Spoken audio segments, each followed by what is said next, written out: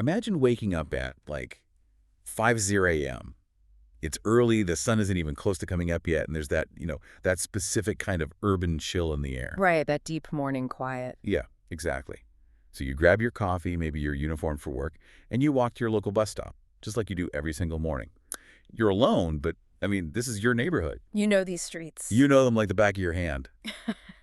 Then, out of the early morning darkness, this polite, completely unremarkable man walks up to you. He smiles. Mm. He asks if you know which bus goes downtown, or maybe he asks for directions to a nearby street. Just a totally normal interaction. Right.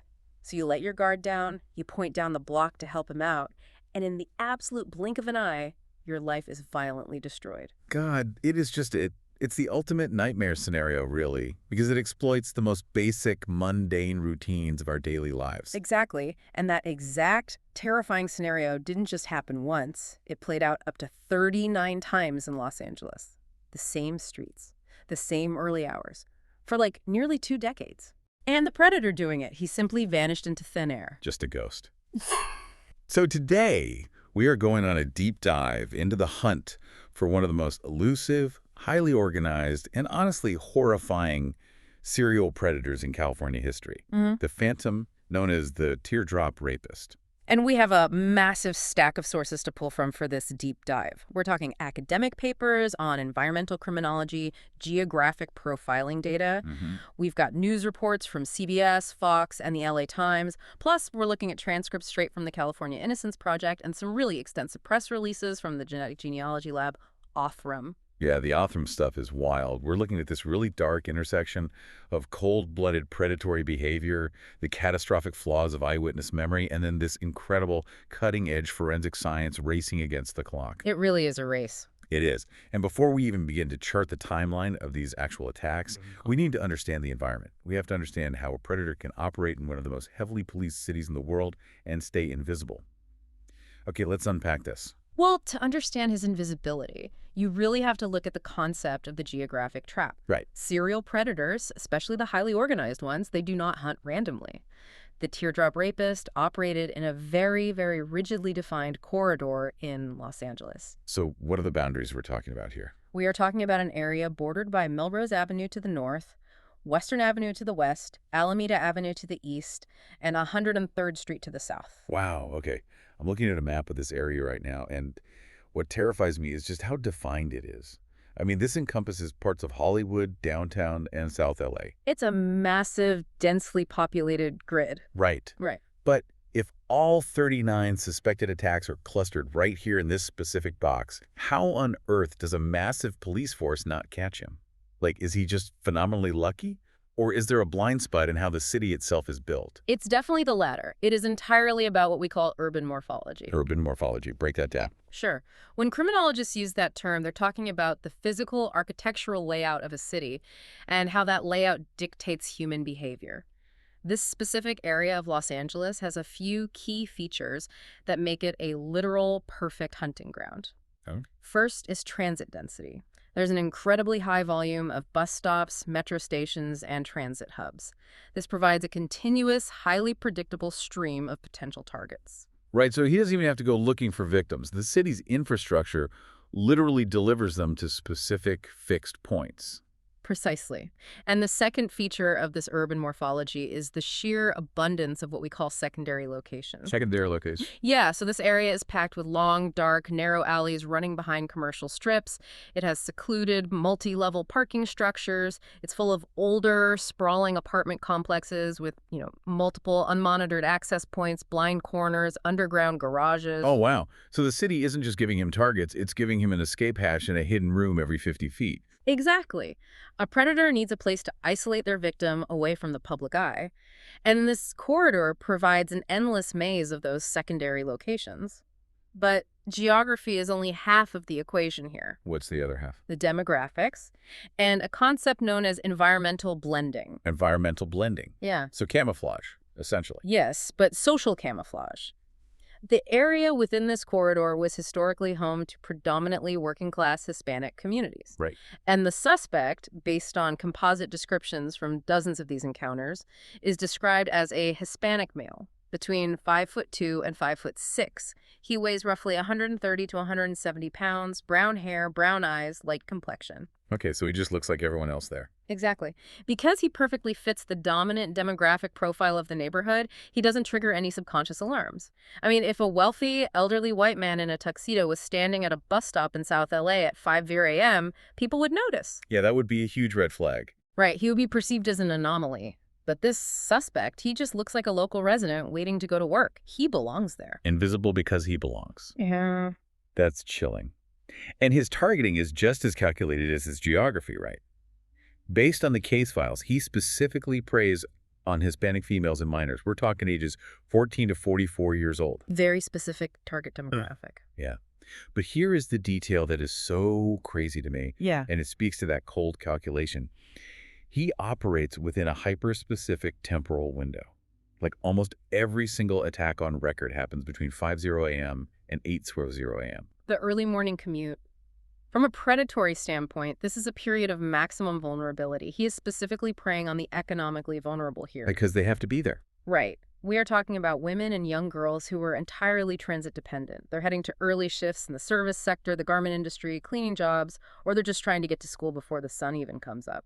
They don't have the luxury of taking an Uber or, driving their own car from a locked garage to a secure office parking lot.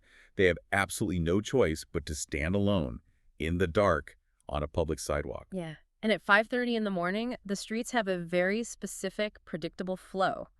There are lone individuals walking to bus stops, but there are virtually no bystanders around. Yeah, the stores aren't open yet. Exactly. The delivery trucks haven't arrived. And crucially, there is very little law enforcement presence because it's the quietest part of the police shift right before the morning rush hour. Wow. Okay, now we have to get into the minute details of his actual modus operandi, his MO. And to give you, the listener, a complete understanding of how this predator operated, we really are going to detail the exact mechanics of these attacks. It's important to understand the reality of it. It is. The reality of these crimes is graphic, it's extreme, but censoring the methods of a serial offender only obscures the truth of how they trap their victims. So based on the behavioral analysis, this nightmare always begins with pre-offense surveillance. Right. He doesn't just wander out and strike blindly. No. The evidence suggests he watches his targets, potentially tracking their routines for days. He is a student of his environment. He memorizes the patrol schedules of the LAPD in that specific sector. He knows exactly which streetlights have been burned out in which alleys for weeks. Jesus. He knows the schedules of the local bus lines down to the minute. He knows exactly how much time he has between a victim arriving at a stop and the bus pulling up. Which leads to his initial approach. And this is where the psychology of it all is just devastating. He uses what profilers call a direction-asking ruse. This is a textbook example of proxemic manipulation. Proxemic manipulation. What does that mean in this context? It means controlling the physical space between two people. Oh. He doesn't lunge out from behind a dumpster. He literally walks right up to a lone woman. He engages her in polite, benign small talk. Like asking for the time. Yeah, or he asks for help with the bus route. Sometimes he points to a piece of paper and asks if she knows where a specific address is. It's a social hack. It's so insidious because he's exploiting the foundational social contract of human decency.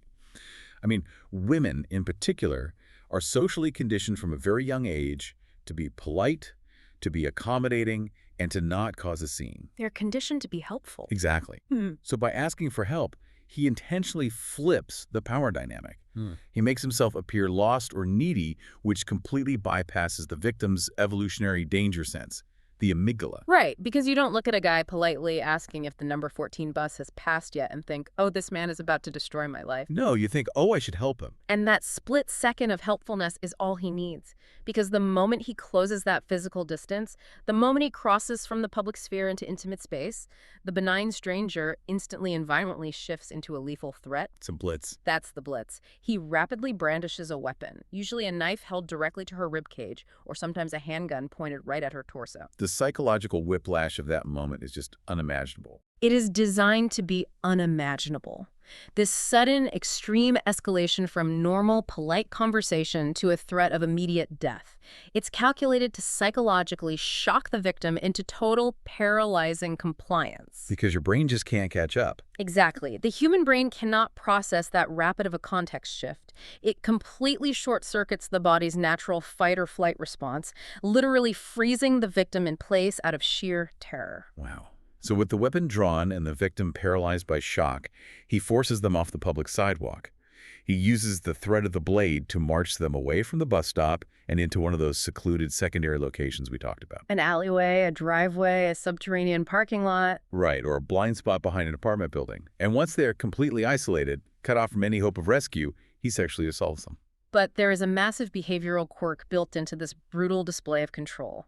Despite how meticulously he plans the surveillance, despite the weapon and the sheer terror he inflicts, behavioral profilers noted that he is incredibly skittish. The case files emphasize this repeatedly, right? They do, yes. What do you mean by skittish exactly? Like he gets nervous? Hyper nervous. Loud, unexpected noises, the sudden crunch of tires from an approaching car, or even a victim who manages to overcome the freezing shock and loudly state that someone is watching them. Oh, wow. Yeah, these environmental disruptions frequently cause his nerve to completely break. He doesn't stay to silence the victim or fight. If the environment shifts out of his control, he will immediately abort the assault and flee on foot. Really? Yes, he is hyper-aware of his own risk of capture. You know, it makes me think of a trapdoor spider. He isn't some chaotic, impulsive monster running wildly through the streets, breaking down doors. He is a patient, highly organized, cold-blooded tactician. That is a very accurate way to put it. He sits perfectly still in his environment, waiting for the exact right prey to cross the exact right spot at the exact right time. And if the web shakes the wrong way, he just retreats into the dark. That is a brilliant analogy. He relies entirely on controlled conditions. And applying this chilling MO to the actual timeline of his crimes reveals a spree of terror that spans from 1996 all the way to 2012. Now, as we walk through this chronological timeline, I need to explicitly note something for you guys listening. Law enforcement case files and the source materials rightfully redact the actual names of the victims to protect their privacy as survivors of sexual violence. Which is standard and necessary. Absolutely. But to truly understand the scale of his crimes and honor what these women endured, we are going to detail the exact dates, ages, and circumstances of these specific attacks. So the genesis of this nightmare begins in February of 1996. The spree starts with a high-frequency offensive targeting women and minors in the South LA and Hollywood corridor. And it's during these early attacks between 96 and 98 that a very specific physical identifier emerges in the police reports. Right. Multiple early victims survived the attacks and report seeing a distinct dark mark under his left eye. They describe it as resembling a teardrop. Now, it wasn't universally agreed upon what it actually was. Some victims thought it was a faded prison tattoo. Others thought it might be a dark scar or a prominent mole. But this single striking visual detail gives him the infamous moniker that will haunt the city, the Teardrop Rapist. Let's move to February of 1998 to see this MO in action. A 17-year-old girl is targeted. She is alone in the early morning darkness. The rapist approaches her using that exact direction, asking ruse. Well, he's asking for the bus. Exactly. He asks her for help to catch a bus. The moment she stops and engages with him, he executes the blitz. He suddenly pulls her off the street, forces her into a nearby driveway, holds a knife to her throat, terrifying her into total silence, and sexually assaults her. Just brutal, awful efficiency. And then we move to May of 1998, where we have two pivotal attacks separated by mere days. In the first May 1998 attack, a 24-year-old woman is waiting for her bus right around 6 a.m. And he approaches with the ruse again. He does. He approaches with the ruse. He pulls the knife, holds it directly against her body, and whispers that he will murder her right there on the sidewalk if she screams. But this victim, in a moment of just incredible bravery, manages to fight through that paralyzing amygdala shock. Which is incredibly hard to do. It's amazing. She looks at him and loudly tells him that people across the street are watching them. And true to his skittish behavioral quirk, he panics. The illusion of his total control is broken. He gets startled and immediately runs away on foot. Thank God. She survives the encounter, immediately goes to the police, and provides a highly detailed composite description of a Latino man with 2 teardrops tattooed near his left eye. But then, just days after that aborted attack, the second May 1998 attack occurs. A 15-year-old girl is cornered in the parking lot of an apartment building during her morning commute. Same MO. Same MO. He uses a weapon, forces her into the isolation of the parking structure, and brutally rapes her. She also survives, and she also describes the teardrop tattoo to investigators. But this attack is forensically crucial. Yes, very crucial. During the assault, the rapist leaves biological evidence, his semen and touch DNA, on her jean shorts and her underwear. But the collection of that DNA was almost a tragic miss. The 15-year-old victim, deeply traumatized, goes home and does what many survivors understandably do. She immediately takes a shower to wash the physical memory of the attack off her body. I mean, of course. You just want to feel clean. Exactly. And she takes the clothes she was wearing, the jeans and the underwear, and throws them into the household garbage. She just wanted it gone. Yeah. But the police, incredibly, managed to intervene. They recover those clothes from the trash before the garbage is collected and destroyed. They preserve the clothes, placing them in an evidence locker. But we have to remember the context of forensic science in 1998. Right, DNA wasn't what it is today. Not at all. DNA technology was in its absolute infancy compared to today. It required massive, pristine biological samples, and the processing times could take months or even years. So while that biological evidence sits in a dark locker, the LAPD is forced to focus on the visual evidence. They have multiple victims giving a consistent physical description, specifically the teardrop tattoo under the left eye. Okay, let's unpack this. Because from the outside, it seems like the teardrop tattoo is the ultimate smoking gun. It's a highly specific, unique identifier. But explain to us the dangers of tunnel vision in a manhunt like this. How does a clue this good actually ruin an investigation? What's fascinating here is how a piece of visual evidence can become a systemic trap. The consistent reports of the teardrop tattoo became the sole obsessive focus of the investigation. We couldn't see past it. They really couldn't. And in the landscape of Los Angeles gang and prison culture in the late 90s, a teardrop tattoo is a highly charged, culturally significant symbol. Yeah, it means something very specific. It can mean the wearer has killed a rival gang member, that they've served hard time in a state penitentiary, that they are mourning a fallen friend, or even, in some prison contexts, that they were a victim of abuse themselves, marked as property. So the police aren't just looking for a mark, they're looking for a hardened criminal profile. Exactly. The police began aggressively scouring the neighborhoods within the Melrose to 103rd Street corridor for a Hispanic male matching the physical dimensions living locally with a teardrop under his eye. They weren't looking at behavioral patterns or waiting for DNA. They were just looking for a face. And that hyperfocus led directly to a devastating miscarriage of justice. It led them directly to a man named Luis Lorenzo Vargas. In 1999, Luis Vargas becomes the prime, undisputed suspect for the 1998 and 1999 attacks. Why him, though? Because he perfectly, almost tragically, fit the superficial profile they had built from their tunnel vision. He was a Mexican national who lived in the exact neighborhood where the attacks were clustered. He closely resembled the composite sketches the police had drawn up from the victims' descriptions. And he had a record, right? He did. He had a prior 1992 conviction for a sexual offense. Now, the context of that offense was a domestic incident where he came home heavily intoxicated and assaulted his then-girlfriend. It was a terrible crime, a charge he pleaded no contest to, and he served 3 years in prison for it. But to the police profiling a serial rapist, a prior sexual offense record was a massive red flag. Oh, absolutely. But crucially, the most damning piece of visual evidence that sealed his papers. Luis Vargas had a faded teardrop tattoo inked under his left eye. A tattoo his lawyers later explained he got when he was a 13-year-old kid. He wasn't a hardened cartel hitman. He was a teenager just trying to look cool to the older neighborhood kids. Because to the LAPD, it was a neon sign pointing to guilt.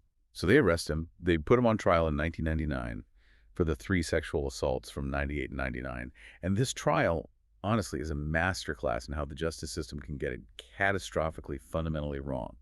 Because Luis Vargas had an alibi. A very strong alibi, in theory. He was a manager at a Manhattan bagel shop. He was working in Beverly Hills and later at a location in Hollywood during the exact early morning hours of the attacks. He was literally at work. He was literally opening the store, baking bagels, and prepping the registers when these women were being assaulted miles away. But the defense hits a massive wall here. The bagel shop lacked formal punch-in time cards. It was a more informal management system. Right, he only had the verbal testimony of his coworkers and employees to say, yes, Luis was here at 5:30 a.m. And in a high-stakes courtroom, the calm testimony of a bagel shop employee cannot possibly compete with the emotional, devastating power of a victim pointing a finger from the witness stand. And this is the crux of the tragedy.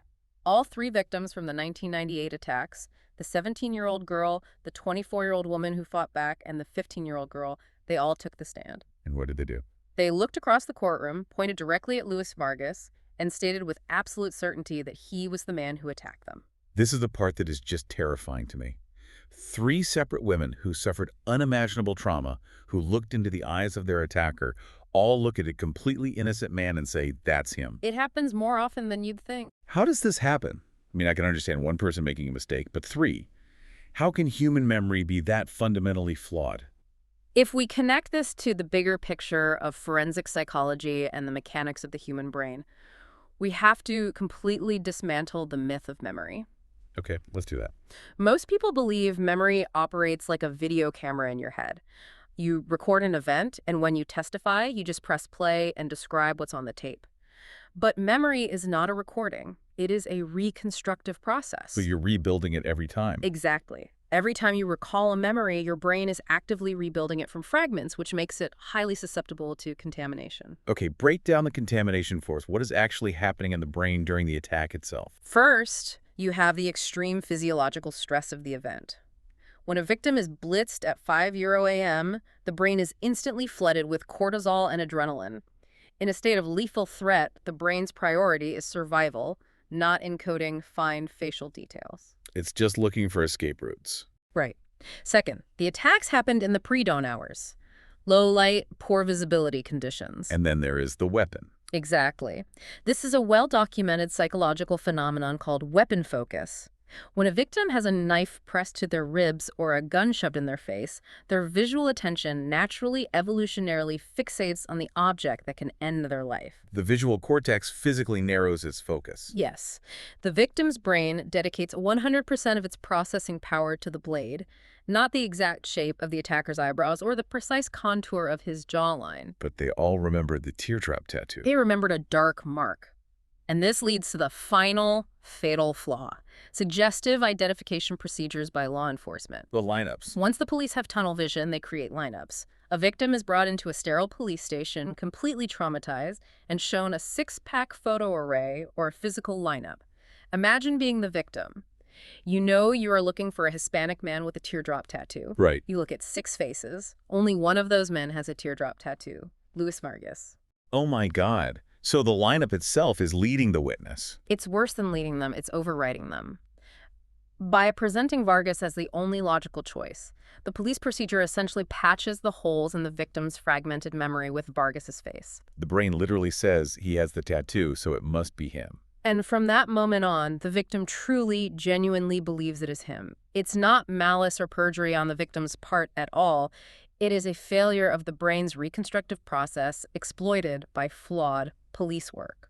The statistics on this are just staggering. According to the data cited by the Innocence Project, of the first 239 convictions overturned by DNA evidence in the United States, over 73% involved faulty eyewitness testimony. 73%, that's massive. In a third of those cases, 2 or more mistaken eyewitnesses testified. That is exactly what happened to Vargas. Relying almost entirely on that visual identification, ignoring the alibi, the jury convicts Luis Vargas in June of 1999. He is sentenced to 55 years to life in a maximum security prison.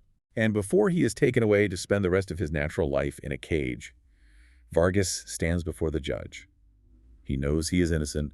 He knows what the system has done to him. And he delivers a quote that is chilling in his foresight. Yeah, I remember reading this. He looks at the court and says, "You can sentence me to all the years you want, but as far as I'm concerned, that individual that really did these crimes might really be raping someone out there." It was a tragically prophetic warning. The investigators, the prosecutors, and the jurors prioritized the visual similarities, the tattoo over the complete lack of biological evidence tying Vargas to the crimes. They closed the book. So what does this all mean? It means we have a catastrophic dual tragedy here. An innocent man's life is completely obliterated. Think about what 55 years to life means. His daughter, Crystal, who was just 10 years old at the time of his conviction, loses her father to the prison system. He misses everything. He misses her middle school graduation, her high school graduation, her entire young adult life. He is sitting in a 6x9 concrete cell. And simultaneously, a prolific, highly organized serial predator is handed a golden ticket, a free pass by the LAPD. The city thinks the monster is behind bars. The police stop looking. But the Teardrop Rapist is still riding the morning bus. Which brings us to the next horrific phase of the timeline. The ghost continues. While Vargas is sitting in that cell, agonizing over a life he didn't get to live, the very streets he was accused of terrorizing haven't gotten any safer. Because the real predator never actually left. Not at all. With Vargas incarcerated, the Teardrop Rapist operates with total, terrifying impunity. Between 2000 and 2005, a continuous string of sexual assaults matching his exact, highly specific MO are reported across the South LA and Hollywood corridor. He doesn't change a thing. He is still targeting Hispanic women during the early commute. He is still using the direction-asking ruse to bypass their defenses. He is still using a weapon to force them into alleys. The machine is still running flawlessly. But then, between 2005 and 2010, the reports just suddenly stop. The trail goes completely, bafflingly cold. It's a 5-year hiatus. And this makes me wonder, what causes a highly active serial predator to just stop for half a decade? Well, criminologists have several working theories when an offender's timeline goes dark like this. The first is mortality. Did he die? Unlikely, given what happens later in the timeline. Right. Did he relocate? Did he move out of state or perhaps return to a home country, removing himself from the hunting ground entirely? Did he experience a significant change in his personal life? A marriage, the birth of a child, a new, demanding job that served as a psychological cooling-off period? Or was he incarcerated for an unrelated minor crime? Like a DUI or petty theft that put him in county jail for a few years, but wasn't severe enough to trigger a mandatory DNA swab. That is a very common scenario. But there is another theory, and in the context of environmental criminology, it is by far the most grim. Did the hiatus even happen at all? Wait, you mean he never stopped attacking? Right. LAPD investigators themselves theorize that the rapist kept hunting relentlessly between 2005 and 2010, but the victims simply stopped reporting the rapes. We have to look at the demographic he was targeting. Right, working-class Hispanic women. Many of these women were economically vulnerable, living on the margins, and potentially undocumented. So you have the ultimate predator's playground. The fear of retaliation from the rapist is compounded by the fear of the police. If an undocumented woman goes to the LAPD to report a rape in 2007, she risks being handed over to IC and deported, separated from her family. So she is forced to suffer an absolute, agonizing silence. God, that's just bleak. Exactly. Predators instinctively rely on the silence of marginalized communities. It's a core tenet of their survival. But whether he actually paused his attacks or whether the reporting simply paused, the illusion of the hiatus shatters in November 2011. The phantom returns to the official record. A 15-year-old girl is attacked during her morning commute. And the MO is perfectly, sickeningly identical to the 1990s attacks. The time of day, the polite ruse, the sudden blitz, the relocation to a secondary site. But there is one glaring difference in her police report. This victim does not see a teardrop tattoo. Which throws the entire decades-long investigation into complete chaos. The defining feature of the rapist is gone. Did he have it professionally laser off during the hiatus? Did he use heavy theatrical makeup to cover it every morning before he went hunting? Or did he grow out his facial hair to obscure his cheekbones or wear a disguise? Or was the original tattoo actually just a dark mole or a severe scar that faded naturally over time? Whatever the case, he successfully altered his visual appearance, but he couldn't alter his biology. Crucially, during this November 2011 attack, pristine DNA from the rapist is collected. And he strikes again shortly after, proving he is fully active. The last known confirmed encounter in our timeline occurs on June 15th, 2012. A 29-year-old victim is targeted in Los Angeles. Yes, he initiates the assault with the usual ruse, but true to his highly skittish nature, the environment turns against him. During the attempted assault, a passing car pulls into the alley or parking lot near him. The crunch of tires, the sweep of headlights. Startled by the sudden noise and the threat of exposure, he aborts the rape and flees into the waking city. That is the last confirmed footprint he leaves in the official police files. It's less like a dormant virus and more like a ghost, resetting his digital footprint. He completely zeroes out his presence in the system. The behavior didn't necessarily stop, but the observable data stopped. Right. How is it possible that a man commits these horrific, brazen crimes in 2011 and 2012, leaves pristine DNA behind, and still doesn't pop up in any police database? To understand that massive failure, we have to look at the forensic deadlock that ensues in 2012 and how that exact dead end collides directly with Luis Vargas's desperate ongoing fight for freedom from inside a state penitentiary. Let's go back to Vargas. It's 2012. Vargas has been locked in a cage for 13 years for crimes he did not commit. He has lost his 30s and is well into his 40s. He's filed appeal after appeal on his own, petitioned the state Supreme Court, and gotten absolutely nowhere. The system has just completely buried him. Then, one day in the prison day room, he's watching a KCL9 local news broadcast, and a breaking news alert flashes on the screen. Serial rapist hunt in downtown L.A.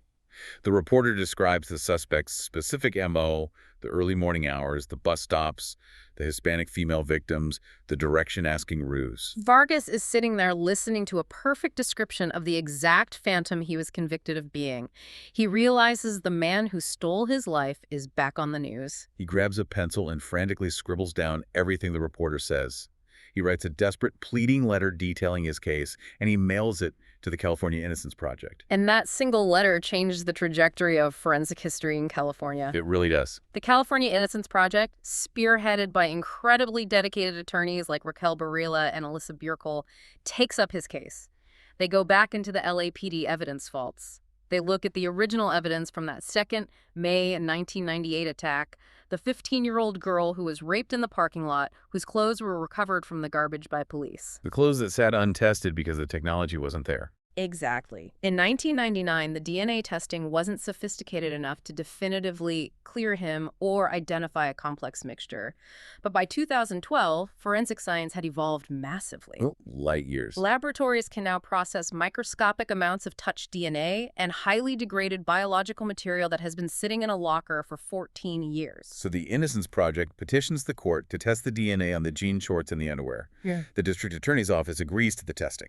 And the results come back, and they are undeniable, absolute mathematical proof of a nightmare. The DNA from the 1998 rape kit completely, 100% excludes Luis Lorenzo Vargas. He was never there. He was never there.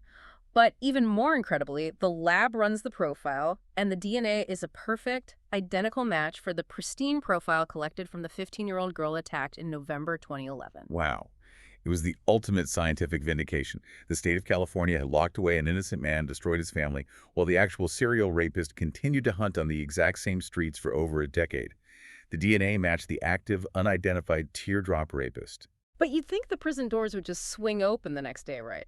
But they didn't. Why not? The justice system moves agonizingly slowly, especially when admitting a catastrophic error. It took years of relentless legal wrangling, even after the DNA match, because the DA's office was initially hesitant to overturn the other two convictions from 1998 that lacked biological evidence. Are you kidding me? I wish I was. They were still clinging to the flawed eyewitness testimony of the other victims. They essentially argued, okay, he didn't commit the rape with the DNA, but maybe he committed the other two. Which is just intellectual gymnastics to avoid liability. That's insane. But finally, the defense attorneys break through. The DA's office concedes the entire case. On November 23, 2015, after 16 agonizing, stolen years, Luis Vargas's conviction is fully thrown out. He walks out of the prison gates a free man. The state eventually pays him over $886,000 in compensation for his stolen life. But money cannot buy back a daughter's childhood.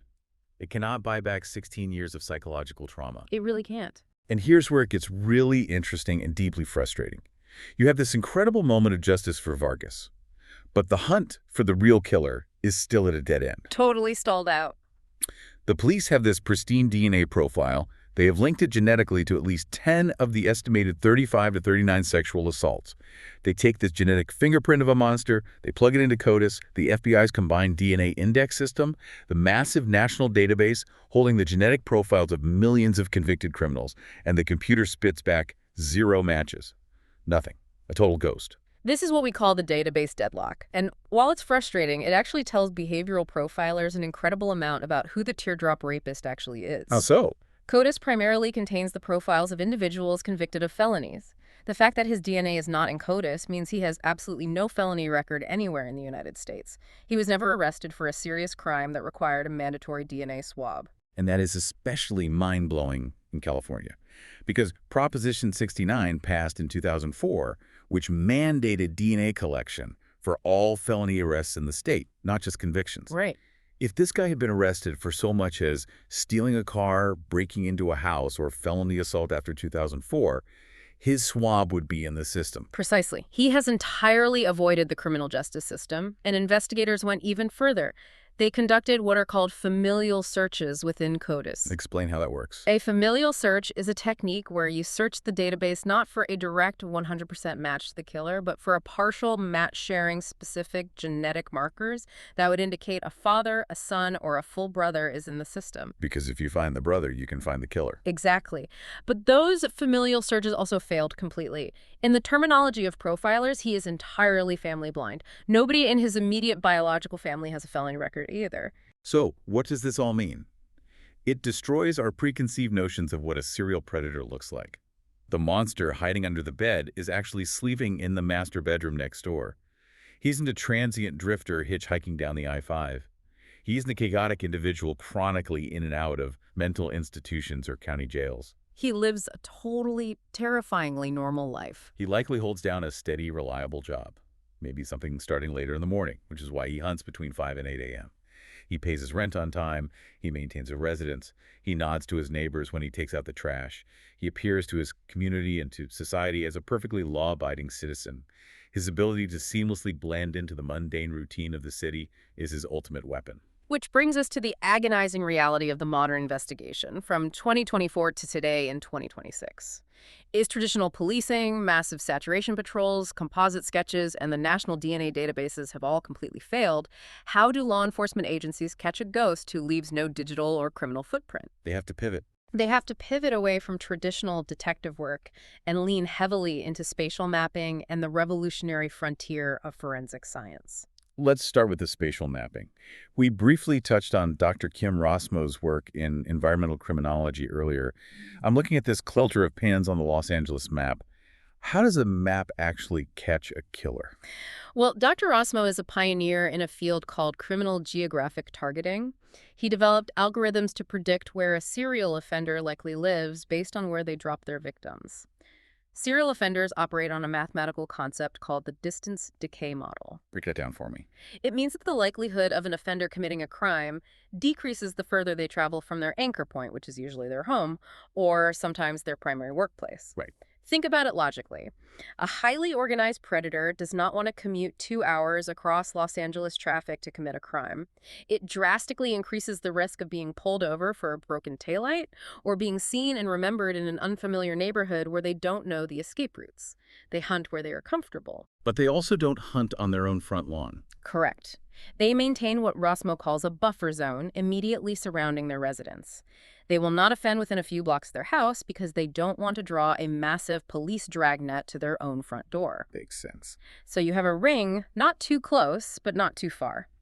By mapping the exact GPS coordinates of all 39 assaults, investigators can feed that data into a computer and calculate the geographic center of gravity. And because the Teardrop Rapist crimes are so tightly clustered within that Melrose to 103rd Street corridor, the mass points directly to the center of that box. Yes. It is a massive statistical probability that he lived or worked for decades directly inside that specific zone during his active years. He knew the alleys because he walked them every day. He knew the bus schedules because he rode them. He was a local. But knowing the neighborhood he lived in isn't enough to pull a name out of a phone book, especially in Los Angeles. It narrows it down from millions to maybe tens of thousands. And that is where the science takes a quantum leap. Because while CODIS failed, investigative genetic genealogy, or IgG, changes the entire game. IgG is arguably the most profound shift in forensic capabilities since the discovery of fingerprinting. To understand why it's so revolutionary, you have to understand why CODIS failed. CODIS relies on traditional DNA profiling, which looks at 13 to 20 short tandem repeats, or STR markers. Think of CODIS and STR as like a license plate number. It's great if the car is already registered in the police database. If you run the plate and the guy's in the system, boom, you have a match. But if he's never been arrested, the plate isn't in the system, and you are totally stuck. You can't catch him. That is a perfect analogy. Enter IgG and whole genome sequencing. Labs like Othram in Texas aren't looking at 20 STR markers. They are looking at hundreds of thousands of single nucleotide polymorphisms, or SNPs. Okay, so staying with the analogy, SNPs are like having the complete engineering blueprints for the car, a detailed list of the manufacturer's parts, and a GPS history of everywhere those parts have ever been assembled. It doesn't just look for an exact match to the car, it looks for the genetic cousins of those parts anywhere in the world. Exactly. What's fascinating here is that this technology completely bypasses the criminal justice system. It doesn't require the killer to be in a police database at all. Wow. Othram extracts this massive, comprehensive DNA profile from the decades-old rape kits, the ones from 1998 and 2011. And instead of putting it into CODIS, they upload it to public consumer genealogy databases. We are talking about places like GED Match or Family Tree DNA, where millions of ordinary people have voluntarily uploaded their home DNA tests just to find out what percentage Irish they are, or to find a lost grandparent. So the police don't need the Teardrop Rapist to have taken a 23andMe test. He's way too careful for that. They just need his distant fourth or fifth cousin to have taken one. Someone he has never even met. Someone living in Ohio or Florida or New York who just wanted to build a family tree shares enough SNPs with the crime scene sample to trigger a partial match. Say 150 centimorgans of shared DNA. And once they have that distant cousin, how do they get to the killer in Los Angeles? Yeah, how does that work? The genealogists take over. Okay. It becomes a massive historical research project. They look at that fourth cousin and build their family tree backward. They use census records from the 1800s, birth certificates, marriage licenses, and obituaries, tracing the lineage back until they find the common great-great-grandparents shared by the cousin and the killer. And once they find the great-great-grandparents, they reverse direction. Precisely. They trace every single descendant of those great-great-grandparents forward in time to the present day. They build out hundreds of branches. Then they start eliminating people. Process of elimination. They eliminate all the women. They eliminate all the men who died before 1996. They eliminate the men who were incarcerated in other states during the attacks. They eliminate the men whose geographic footprint doesn't match Los Angeles. Slowly, methodically, they trim the branches of the tree until they are left with one specific family line, and eventually one or two brothers living in the Melrose corridor of Los Angeles who fit the exact age and physical description of the Teardrop Rapist. It is incredible. And the proof of concept for this methodology is staggering. The source material provided gives us a glimpse into the sheer volume of impossible cold cases being shattered by this exact science right now. IgG is what famously caught the Golden State Killer, Joseph James DeAngelo, who had eluded capture for decades using a very similar geographic blending technique. And look at the cases Othram is clearing literally right now, month after month. In October 2025, they identified the killer of a 16-year-old girl murdered on Long Island way back in 1984. And how did they do that? They extracted a full DNA profile from a single smoothie straw discarded by the suspect. They ran the genealogy, built the tree, and indicted a man named Richard Bilodeau over 40 years after the crime. In March 2026, the Lawrenceville Police Department in Georgia used Othram's IgG technology to arrest Glenn Plybon for a series of violent rapes that occurred 4 decades ago. And perhaps the most mind-bending example of how powerful this science has become. In July 2021, they solved the 1989 murder of 14-year-old Stephanie Isaacson in Las Vegas. The science in that case defies belief. Othram built a full genealogical profile that caught her killer, Darren Roy Marchand, using only 120 picograms of DNA. To put that in perspective, 120 picograms is the equivalent of about 15 individual human cells. 15 cells. That is a world record for the smallest amount of DNA ever used to solve a crime. You shed more cells than that just shaking someone's hand. The genetic net is tightening around predators everywhere, and the Teardrop Rapist left pristine DNA behind in at least 10 different attacks. He left thousands of cells on that 15-year-old girl's clothes in 1998, the very clothes that exonerated Luis Vargas. He left it again in 2011. It's a permanent, unalterable record. No amount of tattoo removal, no change of address, no careful blending into the community can erase his genetic code from those crime scenes. But it is fundamentally a race against time. The suspect is currently estimated to be between 55 and 70 years old. He is aging. He might die before the genealogists finish building the tree. The FBI and the LAPD still have a massive $100,000 reward active for information leading to his arrest. They are plastering his composite sketches on digital billboards across Los Angeles and pushing them on targeted Facebook pages, hoping someone, an ex-wife, a former neighbor, a coworker who remembers the man with the teardrop mark who worked the early shift at a local factory, will finally connect the dots and come forward. They are hoping the combination of time, a massive financial payout, and shifting loyalties will loosen someone's tongue. But ultimately, the state of California has a profound moral obligation here. Absolutely. Releasing and compensating Luis Vargas was a necessary correction of a catastrophic, system-wide error. But true justice hasn't been served. Justice is only served when the man whose DNA was left in those alleys is sitting in a courtroom looking at the women he terrorized. To summarize this incredible, tragic arc, the story of the Teardrop Rapist is a masterclass in the terrifying consistency of predatory behavior. It shows how urban environments can be weaponized by those who know how to hide in plain sight. It demonstrates the devastating, life-destroying fallibility of human memory and visual identification under extreme stress. And it highlights the undeniable, permanent truth of biological evidence.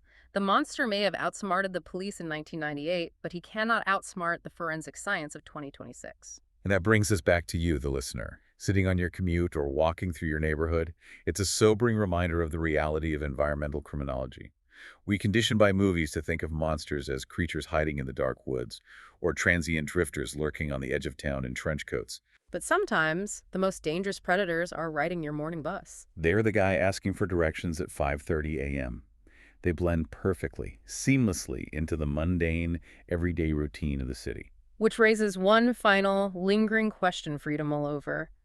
If the absolute key to catching phantoms like the Teardrop Rapist lies in investigative genetic genealogy, it means our collective biological privacy is the ultimate weapon against crime. Think about that. When you buy a home DNA kit for the holidays, when you spit in a tube just to find out what percentage Italian or Scandinavian you are uploading your genetic code to a massive server. And by doing so, you might unwittingly be the exact person, the distant fourth cousin, whose DNA triangulates and brings down the serial killer living next door. The broken X-ray machine of the justice system we saw in 1999 has been replaced by a digital genetic map of the entire human family. Are we prepared for a future where solving the worst crimes in human history requires the total, collective surrender of our genetic anonymity? It's a brave new world, and the ghosts of the past have nowhere left to hide.